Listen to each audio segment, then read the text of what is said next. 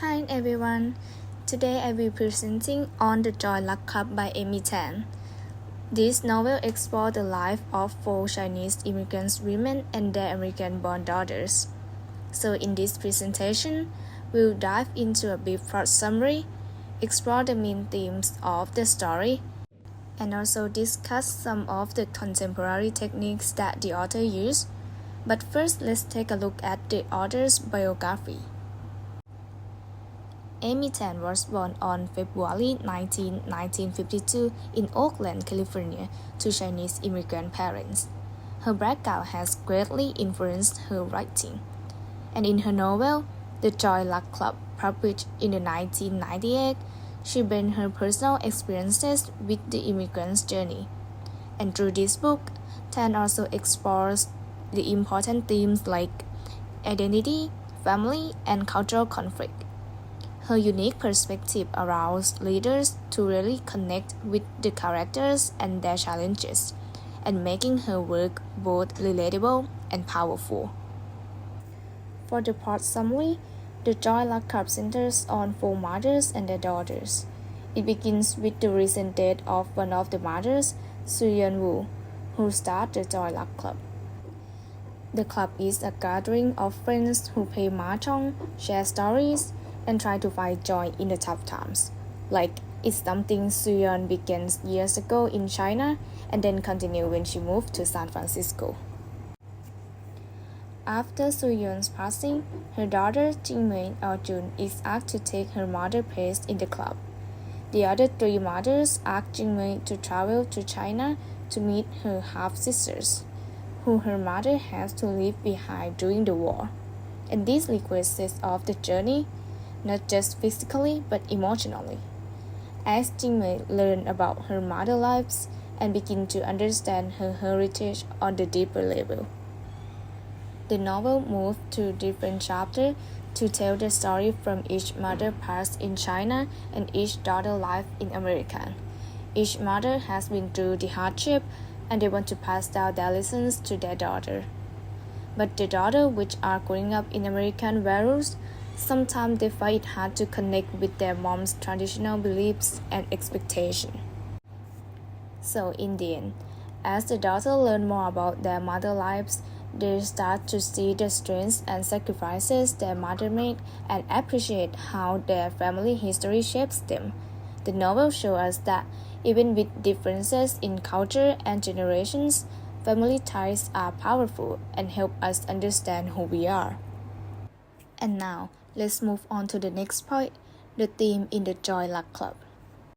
A key theme in the Joy Luck Club is identity and multiculturalism.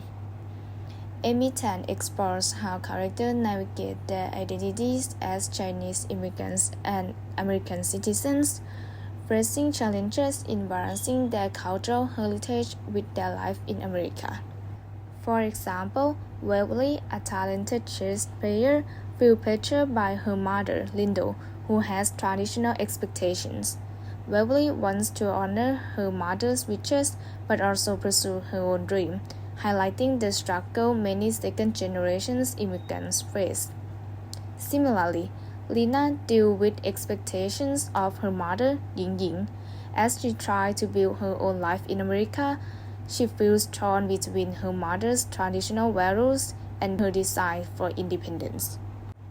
Through the stories, Tan illustrates that identity is not fixed, it's evolved with our experiences and culture.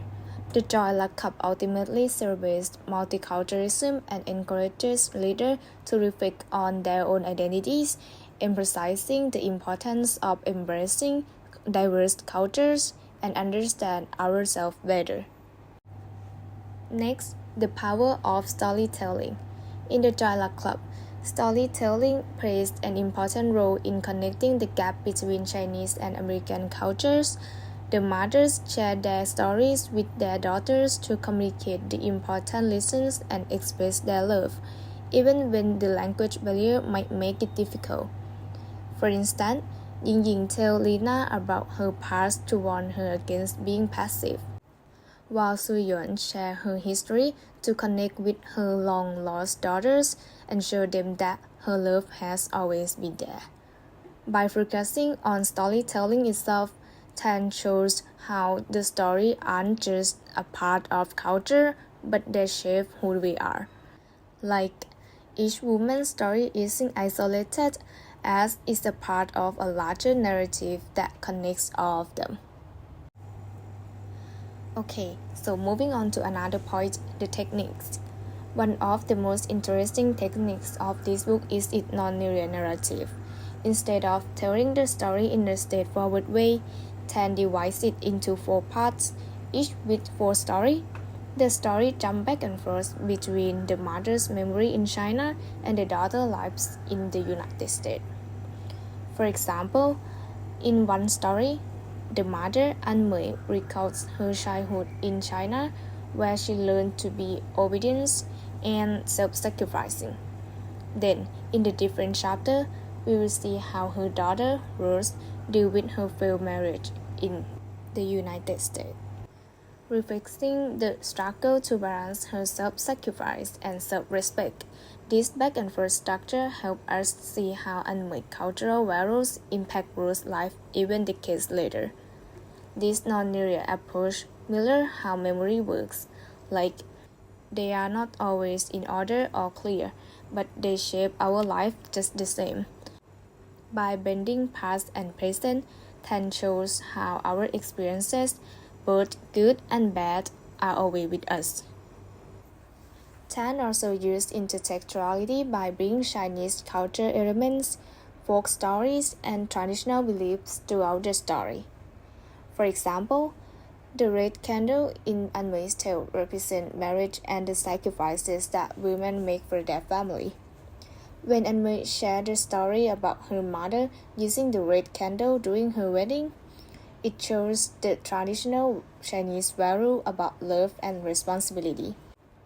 And this symbol became an important cultural reference for Rose, as she learned about her mother's past and the strengths that come from her sacrifices.